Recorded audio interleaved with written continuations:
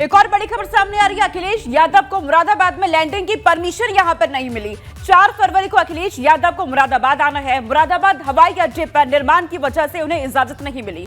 Landing की इजाजत नहीं मिलने पर सपा का यूपी सरकार पर हमला देखने को मिला। भाजपा के अहंकार का जल्द होगा अंत, समाजवादी पार्टी की तरफ से यह कहा गया। तो 4 फरवरी को अखिलेश यादव को मुरादाबाद पहुंचना है, लेकिन अब जिस तरीके से मुरादाबाद हवाई अड्डे पर निर्माण का काम चल रहा है, उसकी वजह से वहां पर उन्हें लैंडिंग की इजाजत नहीं मिली है। लेकिन इसको लेकर के अब सपा ने यूपी सरकार पर हमला बोल दिया है।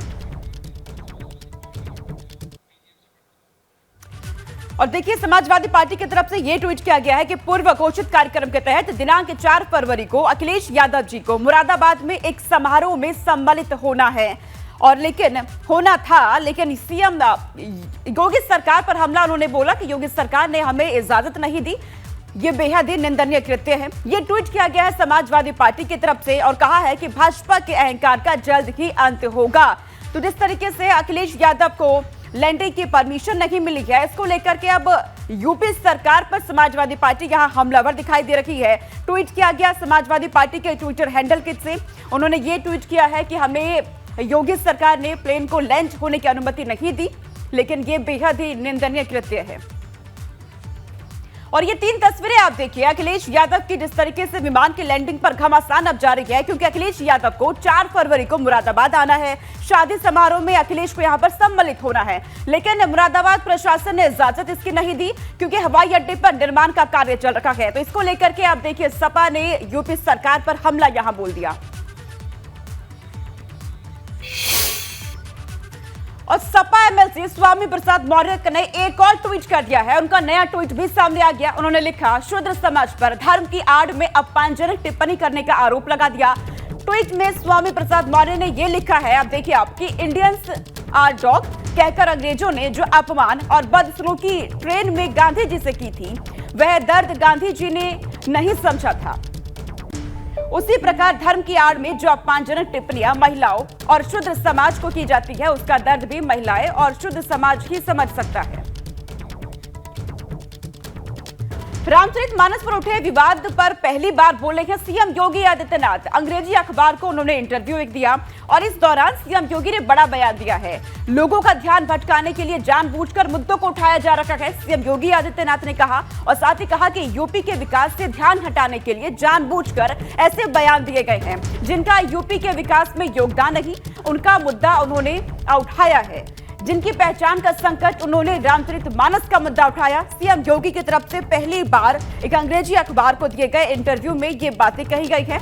उन्होंने कहा कि जिनकी पहचान का संकट बना हुआ है, उन्होंने ही रामचरितमानस का मुद्दा उठाया है। तो सीएम योगी आदित्यनाथ ने पहली बार ये बयान दिया है, क्योंकि रामचरितमानस पर लेकर के लगातार सपा नेताओं की तरफ से बयान दिए जा रहे हैं।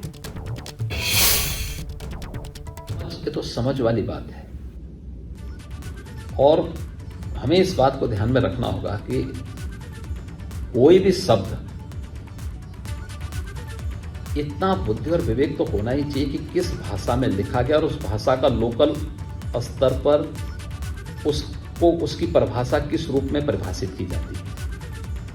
अब उस बात की चीज, यानी हम लोग जो है उन लोगों को बताने लग जाए जिसको उस भाषा की समझ न हो, तो फिर अनावश्यक रूप से अपना मुंह भी खराब करना है। तो मैं क्या करूं, मैं इसीलिए बोल रहा हूं ना, जब जहां मुझे आवश्यकता पड़ेगी वहां उसकी व्याख्या करूंगा। मैं क्या कर रहा हूं ना, जहां उसकी आवश्यकता पड़ेगी जरूर उसकी व्याख्या करें। देखिए आज से नहीं उठ रहा है यार, ये कोई नया मुद्दा नहीं है।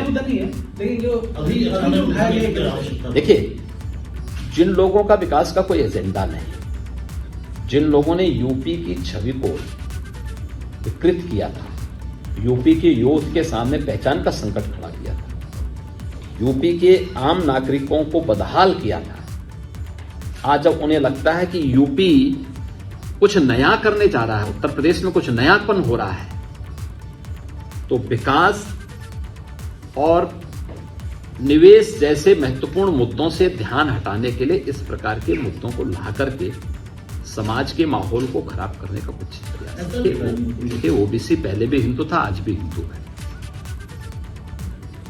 इसमें कोई संदेह है क्या? मुझे लगता है कि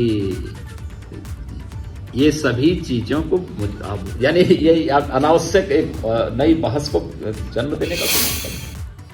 रामचरितमानस विवाद पर यूपी के मंत्री अनिल राजभर ने कहा कि विपक्ष मुख्य मुद्दों से ध्यान भटका रखा है। वहीं 3 फरवरी से शुरू होने वाले मिशन रोजगार पर भी जानकारी दी है। ये विपक्ष का फेल्योर है, फेल हो गए हैं समाजवादी पार्टी के लोग और उनके राष्ट्रीय अध्यक्ष जी। जब सदन आता है तो वहां बात नहीं रखते, और ये सच कहिए तो असल तो ध्यान ये हटाना चाहते हैं। हम तो विकास की बात करना चाहते हैं, हम तो विकास को लेकर आगे बढ़ना चाहते हैं, लेकिन ये विकास की बात कभी किए हो तो आप बताइए। और मैं फिर कह रहा हूं कि पूरी साजिश के तहत जो उत्तर प्रदेश की सरकार विकास के रास्ते पर आगे बढ़ रही है, विकास को मुद्दा बना रही है, उससे ध्यान भटकाने के लिए ये खुद समाजवादी पार्टी का एजेंडा है कि इसको डाइवर्ट करिए। अब उसमें भी फेल हो गए तो हमें अराजक दुनिया जानती है, समाज जानता है, देश जानता है कि अराजकता फैलाने वाले लोग कौन हैं। ये वही उत्तर प्रदेश है। हमें अपना लक्ष्य बढ़ाना पड़ रहा है। आज निवेशक पूरे देश के अंदर उनकी पहली पसंद हम हैं, उत्तर प्रदेश। और जब हमारी सरकार नहीं थी, कोई यहाँ झांकना चाहता था, कोई देखना चाहता था? जो जंगल राज यहाँ पर कायम था उनके नेतृत्व में, वो किसी से छुपा है? हम मार्च माह तक उत्तर प्रदेश की हर विधानसभाओं में हम रोजगारी की समस्या को देखते हुए मुख्यमंत्री जी ने आदेशित किया है, उसका पालन करने जा रहे हैं। और कल से उसकी शुरुआत पूर्वांचल की धरती, आजमगढ़ की माटी और दीदारगंज विधानसभा से हम उसकी शुरुआत करने जा रहे हैं। इसकी शुरुआत होगी पूर्वांचल की धरती आजमगढ़ से। जहां तक बात करें रामचरितमानस के विवाद की, तो उन्होंने कहा कि जो बयान मुख्यमंत्री जी का आया वो बिल्कुल 100% सही बात है, क्योंकि सभी जानते हैं कि पिछली सरकारों में जिस तरह की अराजकता होती थी, अब वो माहौल खत्म हो चुका है। और जो उत्तर प्रदेश का लॉ एंड ऑर्डर है, उसकी वजह से आज देश दुनिया के निवेशक यहाँ पर आ रहे हैं। कैमरा सहयोगी हरिओम के साथ शैलेश अरोरा, एबीपी गंगा, लखनऊ।